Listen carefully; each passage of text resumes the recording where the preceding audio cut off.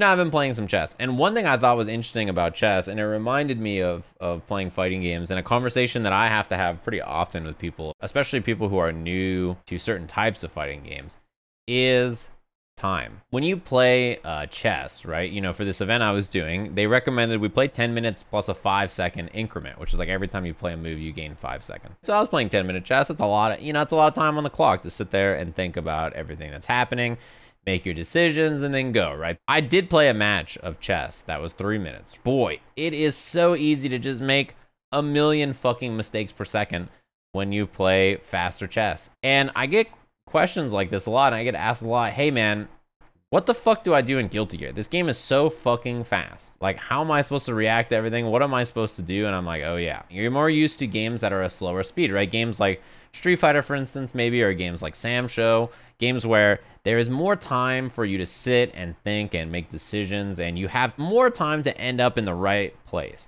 Games like Guilty Gear or versus games like Marvel or Skullgirls or something are so fucking fast that trying to make decisions in them is really hard. And it's normal for a game, the faster it is, right? For the more mistakes for you to make. The speed of the game alone is so demanding that it's impossible for you to map out all the correct decisions and then do them all the time, right? Especially in the beginning, it's going to be incredibly difficult for you to do. And I was just, thinking about it while playing chess. I was like, man, this is probably how a lot of people feel when they first jump in and play a game like Gear or Marvel or, Dragon Ball for the first time. It's very easy in those games to just like flowchart and like do whatever you can and try to make the best of it.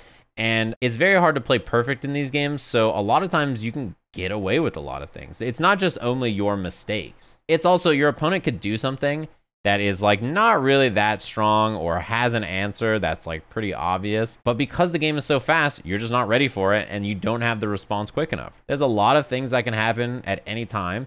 Your brain is jumbled trying to handle all of them at once, right? It's very easy to let things go unpunished, to not notice your opponent has meter or burst or whatever. It's very easy to not recognize the situation and think, oh, this is the perfect angle to hit this button, and then it's totally wrong and you get smoked for it.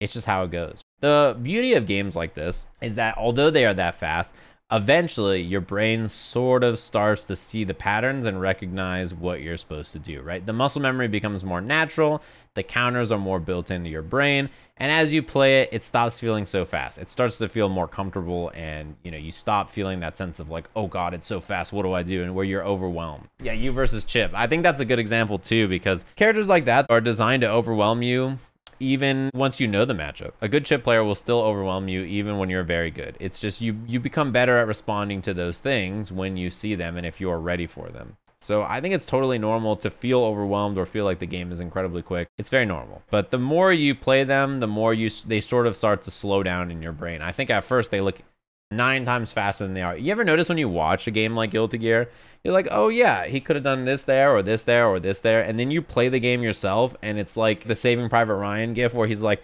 sitting there and bombs are going off everywhere. Just like the difference between playing a fast game and watching a fast game, you realize like, oh yeah. Like when you watch a Zato match, you're like, I see. He piloted Eddie that direction, did the P follow-up, into the S follow-up, into the H follow-up, unsummoned, went for this. In the middle of the match, you're just like, help. I'm stuck. I got nowhere to run. I'm fucking dying. This sucks. Help. And then, you look back at it, you're like, oh, it's not so bad. Listen. You motherfuckers in the chat were like, if you play Ollie, you better lose. If you beat Ollie, I will never watch you again. I was like, you guys are my viewers. What the fuck? I'm like, bro, you guys are supposed to be on my stuff. What the fuck is this? Take the fall with a little gun. I'm like, bro, what did I do? This is cold-blooded, actually. I see how the fuck it is. You guys got one zombie that strolls by. What if I was a zombie? Does that count?